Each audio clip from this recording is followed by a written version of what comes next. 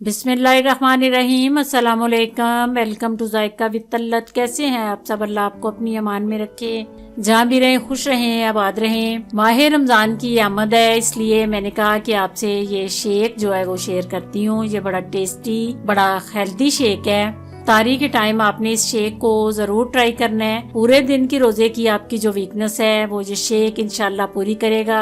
आपने इसको एक दफा जरूर ट्राई करना है। चलें बनाना शुरू करते हैं। ये मैं पहले जेली तैयार करने लगी हूँ। 1 गिलास मैंने पानी लिया है। ये देखें, जब उबाल आ जाए तो फिर प्लेट में मैं जेली डाल रही हूँ।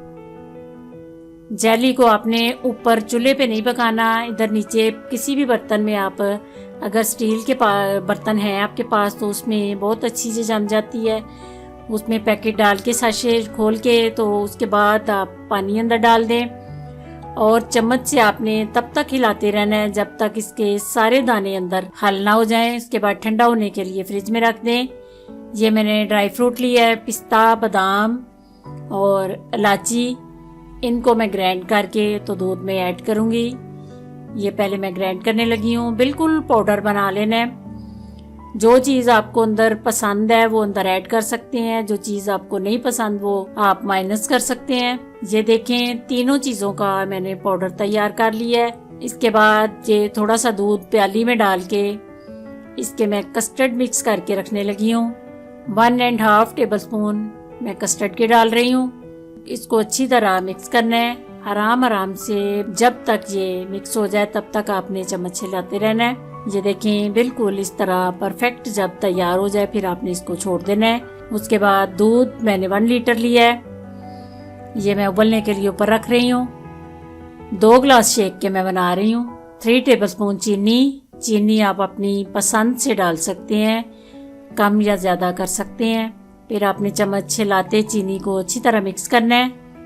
उसके बाद ये जो पिस्ता, बादाम और इलायची को मैंने ग्राइंड किया है वो मैंने ऐड कर दी है अंदर।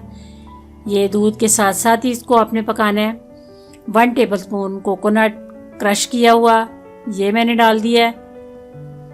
ये चारों चीजें डाल के दूध का जो टेस्ट है वो आप बनाएंगे तो फिर आपको पता चलेगा। उसके बाद थोड़ा थोड़ा करके कस्टर्ड ऐड किया मैंने। हिलाते जाना है, चम्मच को आपने नहीं रोकना। चम्मच अगर आपने रोक दिया तो अंदर गुठलियां बन जाती हैं। ये देखें, परफेक्ट इस तरह जब दूध तैयार हो जाए तो आपने इसको ठंडा होने के लिए नीचे उतार देना है और इसको ठंडा करना है। ये देखें, अल्हम्दुलिल्लाह जेली बिल्कुल तैयार है। इसको मैं क्यूब्स की शक्ल में काटने लगी हूँ। पहले आपने एक रुख की लाइनें लगानी है, फिर दूसरी साइड की लाइनें लगानी है, तो फिर ये क्यूब्स की कटिंग हो जाएगी। इस तरह आपने ये जेली की क्यूब्स तैयार करके रख लेनी है। इतनी खूबसूरत जेली तैयार हुई है। ये तैयार करने के बाद तुखमलंगे को भिगोने की तैयार करने की रेसिपी मैं आपको बता चुकी हूँ। पहले तुखमलंगा डालना है, उसके बाद जेली डाल रही हूँ, उसके बाद दूध जो मैंने ठंडा करके रखा है वो डाला है।